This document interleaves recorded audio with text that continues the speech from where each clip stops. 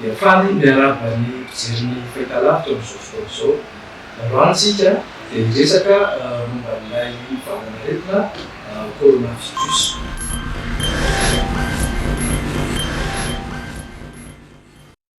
Manao navy moa zany ny fomba fiseho an'ity valanaretina coronavirus ity. Ny voalohany dia misy an'ilay antsoina hoe période d'incubation, zany hoe ilay fotoana manomboka eo amin'ny diran'ilay tsy mikaretina amin'ny olona ka hatramin'ny fiseho an'ilay fambara. Io zany misy fotoana zany io izy io zany dia mety maharitra eo amin'ny 7 andro ka hatramin'ny 410 andro eo zany. Ka ao anatin'io zany dia tsy misy fambara mihitsy ilay olona fa mitondra n'ilay tsy mikaretina nefa izy. Dia rehefa tena miseho ilay aretina dia miseho avokoa zany ireo fambara.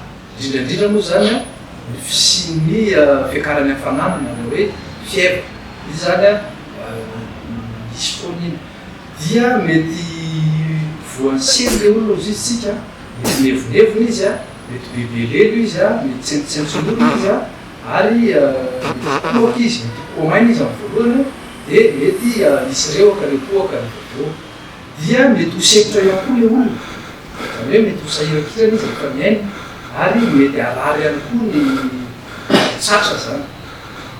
Rehefa tena mihamafy ilay aretina dia mety hisy raha mihitsy mireoka n'ilay olona. Dia eo ihany koa zany ireo fambara izay tsy hita ety amin'ny fitaovam-pisefona fa mety aty any amin'ny lalakanina no fomba fisehoana. Mety handoa ilay olona, mety haraha kibo izy ary mety hivalana. Zay zany ny fomba fisehoana anankiray tsara ho fantatra ihany koa.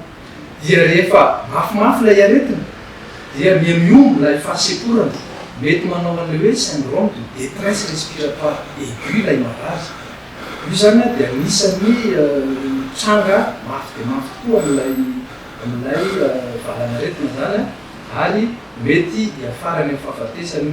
Ny tiako lazaina zany zao eto dia tsara fantarina fa tsy ny olona rehetra izay mitondra an'ireo tsy mikaretina ireo sorotsaretinareo akory dia hoe voa coronavirus avokoa, satria be dia be ny antony mety mahatonga tazo, be dia be ny antony mety mampipoaka, be ny antony mety mampievonevona ny olona anankiray, ary koa ny antony mety mampivalana ny olona anankiray.